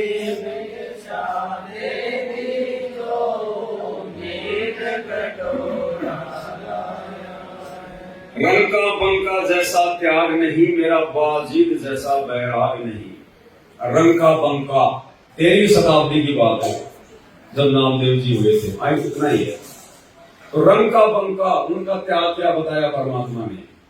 गरीब परिवार, सुबह खा ले शाम का पता नहीं, शाम को खा लिया सुबह का पता नहीं, जंगल से अपनी लकड़ियां वगैरह तोड़ के लावे, अपना गुजारा करें। और इस कदर उनको भगवान का ज्ञान हो चुका था उस समय, जबकि वो तो मोक्ष का समय भी नहीं था। रोजाना सत्संग भी सुनने को नहीं मिलते थे। सत्संग में बैठते थे तो इस भाव से बैठा करते थे कि कोई हमें डिस्टर्ब ना कर दे। ऐसे ही गुरुदेव ने बताया, सत्संग में बैठे थे रंका बंका दोनों, उनकी बेटी बंका जो है वो घर पे थी और सत्संग चल रहा था। अचानक से बेटी दौड़ के आई, बोले माता जी क्या हुआ? आग लग गई झोपड़ी में। अब आप और हम होते तो सोचो क्या करते, छोड़ लेते, उसी समय भाग लेते, 2-4 और भागते अपने साथ में। और उन्होंने पीछे मुड़ के देखा, बोला क्या हुआ? बोले आग लग गई झोपड़ी में। अब एक ही झोपड़ी और उसी में सारा सामान, ओढ़ने पैरने खाने पीने का। उन्होंने कोई रिएक्शन नहीं दिया। बोला क्या बच गया? बोला बाहर में जिस खाट पे बैठी थी वो बची है। बोले उसको भी डाल दिया, ना रहेगा बांस ना बजेगी बांसुरी। अगर वो खाट नहीं बचती तो कम से कम तू दौड़ के तो नहीं आती, सत्संग में हमारे को डिस्टर्ब तो नहीं करती। बोले बाहर में जाओ, उस खाट को भी डाल दे और आजा तू भी बैठ के सत्संग सुन ले। अब वो बेटी भी तो उन्हीं की थी, जाके खाट को भी डाल के आ गई, आगे सत्संग में बैठ गई। सत्संग पूरा हो गया। अब देखो विचार करने की बात है भाई और बहनों, ये हकीकत बातें हैं। गुरुजी हमें कोई हमारा मन बहलाने के लिए नहीं बताई। उनको पता है कि तुम्हारी झोपड़ी जल गई, कुछ नहीं बचा घर पे, रात को सोएंगे कहां उसका भी ठिकाना नहीं, खाएंगे क्या उसका भी पता नहीं। अपने गुरुजी से भी शिकायत नहीं करी सत्संग के बाद में, गुरुजी से भी जाकर नहीं कहा कि गुरुजी आज तो सत्यानाश हो गया, हम तो आपका सत्संग सुनने आए थे, हमने तो सुना था कि जो संतों के सत्संग में जाता है पीछे से भगवान उनकी रक्षा करता है, उनका नौकर बन के रहता है उनके घर पे, उनका चौकीदार बन के, और भगवान हमारा तो सत्यानाश हो गया। कुछ नहीं कहा, आशीर्वाद लिया, दंडवत करी, वापस अपनी जहां भी थी झोपड़ी आ गए। और गुरुजी ने बताया, मुक्ति बोध में लिखा हुआ है, वापस आकर और झोपड़ी के आगे जो पेड़ था उस पेड़ की छाया में बैठ गए और नीचे बैठकर तीनों परमात्मा की ही चर्चा करने लगे कि आज तो गुरुजी ने बड़ा जबरदस्त सत्संग सुनाया। अरे आज तो गुरुजी ने वो कथा सुनाई, भाई वास्तव में हम तो क्या भगत है, झोपड़ी जल गई, राख हो गई, उसकी चिंता नहीं, कोई बात ही नहीं करी। और सत्संग की बातें करते करते रात्रि हो गई, ना भोजन पानी कुछ नहीं, और वही पेड़ के नीचे वही सो गए तीनों। इतना विश्वास अपने गुरु पर, एक सोचने की बात है भाई और बहनों, आप और हमारे अंदर किसी में वो गुण नहीं है, किसी में नहीं है। सुबह उठे तो देखा वहां पर एक की बजाय दो झोपड़ी बनी हुई है, नई कचाकच, जैसे अभी बना के गया कोई, दो झोपड़ी। और फिर हमें गुरुजी क्या समझाना चाह रहे हैं, देखा झोपड़ी बनी हुई है, सारा सामान भरा हुआ है, राख का कोई नामो निशान नहीं, जली एक और झोपड़ी बनी दो। और आकाशवाणी हुई कि बच्चों ये झोपड़ी मैंने तुम्हारे लिए बनाई है, जाओ तुम इसके अंदर प्रवेश करो। लेकिन वो आकाशवाणी की आवाज उनके गुरुजी की नहीं थी, इसलिए उन्होंने आकाशवाणी पर यानी भगवान की आवाज में विश्वास नहीं किया और वापस तीनों आश्रम में गए गुरुजी के पास और सारी बात बताई कि गुरुजी ऐसी ऐसी बात है, ऐसे ऐसे झोपड़ी बन गई और आकाशवाणी हुई भगवान की। लेकिन हमने तो ये सोचा कि पहले हम अपने गुरुजी की आज्ञा लेंगे, हमारे गुरुजी कहेंगे तो झोपड़ी में प्रवेश करेंगे, नहीं तो परमात्मा ने कहा कि बेटा ये तुम्हारी परीक्षा थी, परीक्षा में तुम सफल हो गए। वो झोपड़ी मैंने तो जलाई थी और मैंने झोपड़ी बनाई है, और जाओ बेटो झोपड़ी में रहो, तुम्हारी ये क्या थी परीक्षा। अगर उनमें जरा भी कच्चापन आ जाता, गुरुजी को जरा भी दोष दे देते या उस चिंता में यदि भक्ति छोड़ देते, आज गुरुजी में क्या कहते हैं, अगर परिवार में कोई मर भी जाए तो अपनी दैनिक जो भक्ति क्रिया, नित्य नियम करना, दीपक जलाना, सत्संग सुनना, मंत्र जाप करना, ये भक्तों ने नहीं छोड़ना है। अगर वो जरा भी उनमें कच्चापन आ जाता, गुरुजी में दोष देख लेते, चिंता में डूब जाते, रोने लग जाते कि कल क्या होगा, आगे क्या होगा, तो भगवान फिर नजदीक नहीं आता, झोपड़ी नहीं बनती उनकी। तो परमात्मा ने कहा कि बेटा मैं तो तुम्हारी भक्ति पे इतना प्रसन्न हूं, तुम्हारे विश्वास पर इतना खुश हूं, मैं चाहता तो सोने की झोपड़ी बना देता, सोने की, लेकिन फिर लोग तुम्हारे को जीने नहीं देते, इनकम टैक्स वाले आ जाते, राजा आ जाता, कहां से सोना लाया है, दुनिया देखने के लिए आती, भक्ति का तुम खाक करते, फिर कोई सोने का कूड़ा खींच के ले जा रहा है, रात में आती है, कोई क्या लेके जा रहा है। तो बोला मैं चाहूं तो बेटा सोने की बना देता, इतना खुश हूं मैं तुम्हारे ऊपर। तो भाई और बहनों, इतना विश्वास रंग का और बंका की तरह हमने अंत में करना पड़ेगा। ये ना सोचना कि गुरुजी ने भक्ति दे दी, हम तो 3 टाइम की आरती भी कर रहे हैं, सारा काम हो रहा है, ठीक ठाक चल रहा है मामला। नहीं, ठीक ठाक कुछ नहीं चल रहा। जब सामने परिस्थितियां पैदा होंगी, जब परमात्मा परीक्षा लेगा, और हर किसी की परीक्षा लेगा भगवान, तरीके सबके अलग अलग होंगे, उस समय पता चलेगा उस भगत के विश्वास का, उसकी भक्ति का, उसकी मर्यादाओं का। परमात्मा कहते हैं भक्ति भाव भादो नदी सब चले गहराई, सरिता सोए जानिए जो जेठ मास। अरे जब तक कोई आपत्ति नहीं आएगी, कोई दुख नहीं आएगा, कोई समस्या नहीं आएगी, विपरीत परिस्थितियां प्रकट नहीं होंगी, तो भगत के विश्वास का, धैर्य का, ज्ञान का कैसे पता चलेगा? वैसे तो सभी भगत दिखाई देते हैं आश्रम में तो, सत्संग में तो, लेकिन असल में भगत का उस समय पता चलेगा जब उसके सामने वो विपरीत परिस्थितियां पैदा होंगी। उस समय वो भगत क्या रिएक्शन करता है। इस नश्वर संपत्ति को अपना मानकर उसके शोक में डूबता है, या अपने परमात्मा की भक्ति उसी प्रकार से अपने गुरु पर विश्वास करके चालू रखता है। भगवान कहते हैं, नाम सहित बेवतन भला जो दर दर मांगे भिखा, और क्या हुआ छत्तर की छाया चाले और राजपाट दिल्ली का। गुरुदेव भगवान कहते हैं, बच्चों तुम्हें जो नाम मिल गया है भगवान का, ये सत भक्ति जो मिल गई है, अगर तुम्हारे पास में ये नाम है, ये भक्ति है, और यदि तुम्हें कोई देश निकाला भी देते, तुम्हें कोई देशद्रोही घोषित करके देश की सीमाओं से बाहर भी निकाल दे, और यदि तुम्हें हाथ में कटोरा लेके भीख मांग के भी खाना पड़ जाए, तो भी अपने आप को जो है ना कि धन्य समझना कि हमारे पास में परमात्मा का नाम है। तो इतना विश्वास हमें अपने परमात्मा की भक्ति के ऊपर दृढ़ करना होगा। मेरा बाजीद जैसा बैराग नहीं। अब कोई पिछले संस्कार थे बाजीद जी के, राजा था, और ऐसी चोट मारी परमात्मा ने, उसके काफिले का जो ऊंट मर गया था, अचानक से उसको बैराग हो गया, सब कुछ छोड़ दिया, राजपाट, रानियां, बेटा बेटी, और जंगल में जाके और अपना झोपड़ी डाल के भक्ति करने लग गया। चाहता तो अपने राजपाट में भी भक्ति कर सकता था, एक कमरा अलग से ले लेता, राज अपने जो है कि बेटों को दे देता, रोटी पानी की समस्या तो नहीं होती। लेकिन वो पिछले संस्कारों ने अंगड़ाई ले ली, मालिक की आत्मा थी, कभी किसी जन्म में रह गई थी, बिछुड़ गई थी, झटका। अब ये होता चमत्कार इस प्रकार का उन्हीं आत्माओं के साथ में है जो इस कलयुग की पिछली पीढ़ी में फैल हो जाते हैं, क्योंकि भक्ति तो वर्तमान में बन रही है हमारी, और इसी भक्ति के प्रतिफल में फिर हमारे साथ आगे चल के चमत्कार होते हैं।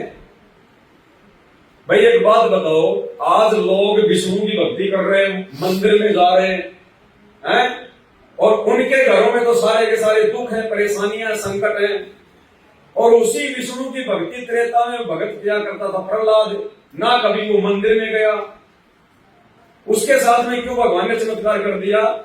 तो ये सबके साथ नहीं होता, ये करोड़ों में कोई एक आध आत्मा बताई परमात्मा ने, उसके पिछले जन्मों की भक्ति से परमात्मा को ऐसे चमत्कार करने पड़ते हैं। मीराबाई के जहर को ही परमात्मा ने अमृत क्यों बनाया? लाखों लोग मर रहे एल्ड्रिंक खा खा के, कीटनाशक जहर पी जाते हैं, शराब पी जाते हैं, गोली रिएक्शन कर जाती है, इंजेक्शन रिएक्शन कर जाता है, वो भी तो भक्ति कर रहे होते हैं श्री कृष्ण की। तो मीरा पिछले जन्म जन्मांतरों की परमात्मा की भगत थी, और पिछली पीढ़ी में उसका पैर फिसल गया था, इसलिए अगर परमात्मा उन आत्माओं के साथ में रहते हैं, यानी हम भगवान को दुखी करते हैं, फिर इस मोक्ष के टाइम में पार ना होकर हम भगवान को फिर दुखी करते हैं, क्योंकि भगवान ने भक्ति के प्रतिफल में आना पड़ता है, ये उसका नियम है। जो जन मेरी शरण में पाता हूं मैं दास, और गैल गैल लाग्या फिरूं जब तक धरती। आज हमें परमात्मा ने जिस कदर ज्ञान के रंग में रंग दिया है भाई और बहनों, हमें ना तो अपने भगवान को वर्तमान में दुखी करना है, और ना इस भक्ति से पीछे हटके फिर आगे के युगों में भगवान को दुखी करना है, और फिर हम भी फिर वहां दुखी हो जाते हैं। विदुर विदुराणी जैसा सम्मान नहीं, मैं सम्मान जैसा यजमान नहीं, जैसा सम्मान नहीं, मैं सम्मान जैसा यजमान नहीं, और सेवों कुर्बान नहीं, जिसने शीश तुले लाया। भक्ति की भिक्षा दे दी जो उम्मीद कटोरा लाया है, सत कबीर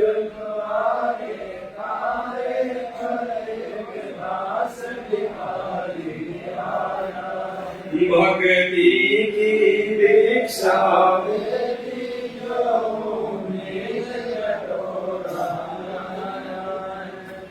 विदुर और उसकी पत्नी विदुरानी, नाम तो कुछ और था उसका, अब जैसे कोई पंडित है उसकी और को कहते थे पंडित आइन, अब नाम कुछ और होता है। तो जैसा सम्मान उन्होंने भगवान का किया श्री कृष्ण रूप में,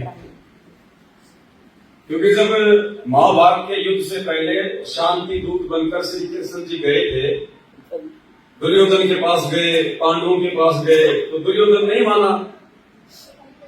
अब वो उनका रिश्तेदार था, और रात को जाए कहां, तो खाना तो खाना ही था। तो श्री कृष्ण जी ने सोचा कि अगर मैं दुर्योधन के यहाँ खाना नहीं खाऊंगा तो ये तो बड़ा जालिम आदमी है, दुष्ट आदमी है, मन में ये दोष पैदा कर देगा, और पांडवों के अगर खाना खा लिया तो भी ये नाराज होगा, पांडवों का नहीं खाया तो वो नाराज होंगे। तो ये सोच के श्री कृष्ण जी तो अपना बैठ के रथ फिर निकल दिया अपनी मथुरा। अब उधर से जो विदुर था उसके भाव बहुत अच्छे थे, वो परमात्मा ने उसको जो है उनकी भगत बीज बताया। अब उसकी इच्छा थी बहुत ही दिन जरूर पहले से कि भगवान कभी हमारे घर पर भी आए, भोजन पानी करें। लेकिन भाई और बहनों, श्री कृष्ण जी भले 3 लोक के स्वामी है, विष्णु के अवतार है, लेकिन वो एक राजा थे और एक जीव है, उनमें भी मान बढ़ाई है, ऊंच नीच का भाव है।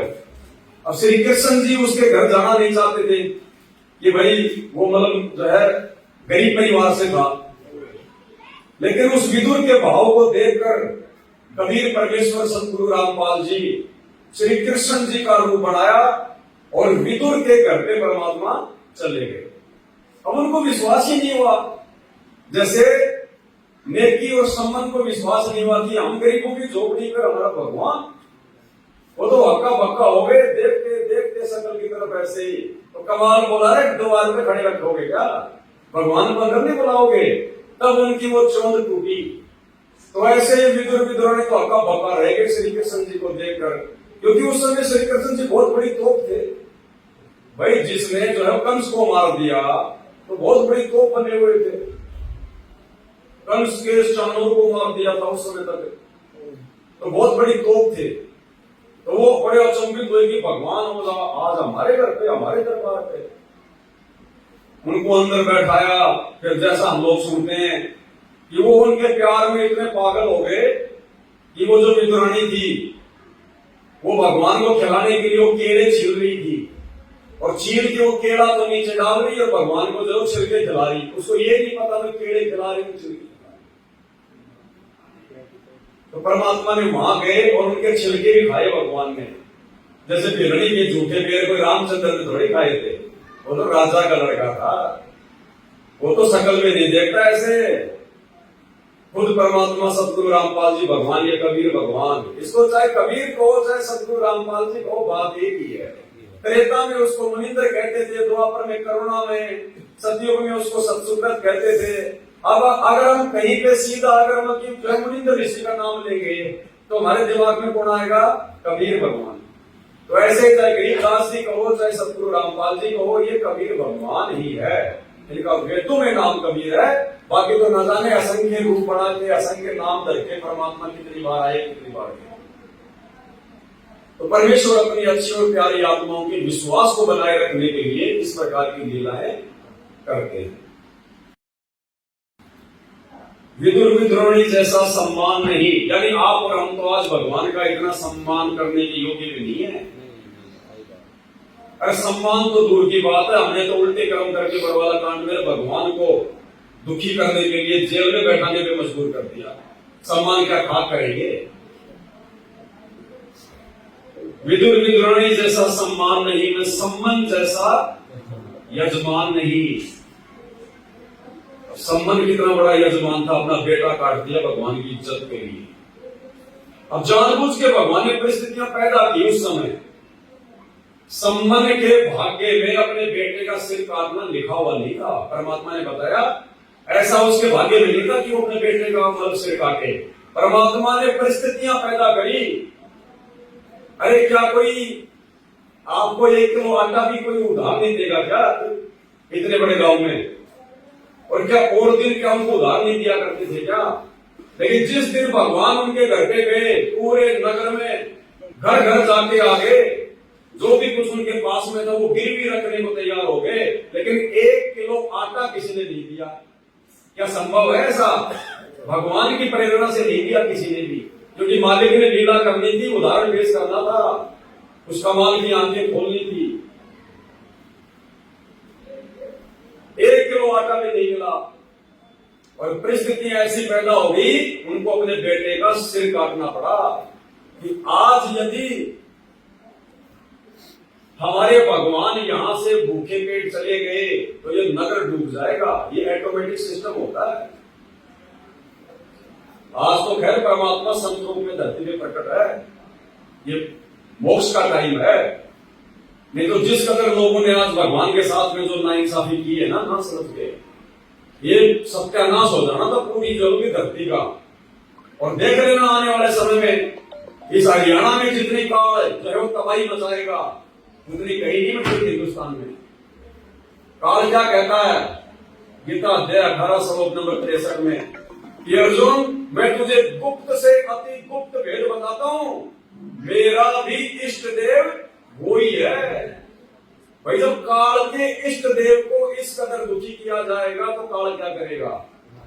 गुरु जी कहते हैं राष्ट्रपति को अगर कोई पत्थर मार दे तो राष्ट्रपति कुछ नहीं कहता, वो पुलिस वाले दे ही तोड़ते हैं उसकी। तो ये काल आने वाले समय में दे ही तोड़ेगा। त्राई त्राई माम मचेगी धरती के ऊपर, क्योंकि काल को भी मौका मिल गया कि मेरे इष्ट देव के साथ में ऐसा दुर्व्यवहार, यहाँ पे भूकंप और बाढ़ और अकाल पता नहीं क्या क्या आएगा अभी 2 से 3 साल में। अभी तक तो खाली हम सुन रहे हैं, ये शुरुआत हो चुकी है। तीसरा विश्व युद्ध होगा, टलेगा नहीं। भगवान ने रमणी में लिख रखा है, आवेगा दक्कन से दीवाना काबुल का, काल किलकिलियम गल है तुर्काना। ये तीसरा विश्व युद्ध होगा, भगवान ने लिख रखा है और तबाही मचेगी। ऐसे हिसार जेल में बैठे हुए संत रामपाल जी को कोई परमात्मा नहीं मानने वाला, और ये भगवान है, ये मनवा के छोड़ेगा। जीव का जो स्वभाव है वो होता है कि भगवान ना मानूं, और भगवान का स्वभाव है भगवान मनवा के छोड़ेगा, हराएगा, जीवों को औकात याद दिलाएगा परमात्मा। तो उन्होंने अपने गुरु जी की इज्जत के लिए कि कल को यदि राजा के पास में ये बात पहुंच गई तो हमारे गुरु जी को पकड़ के ले जाएंगे, उनकी बेइज्जती करेंगे। और वही गुरु जी की बेइज्जती अगर हमारे कारण हो गई तो हमारा तो जीवन धिक्कार है। अपने बेटे का सिर काट दिया। तो आज आप और हमारे अंदर अब देख लो उन महापुरुषों के जीवन को देख के हम कितने भक्ति के दृढ़ हैं।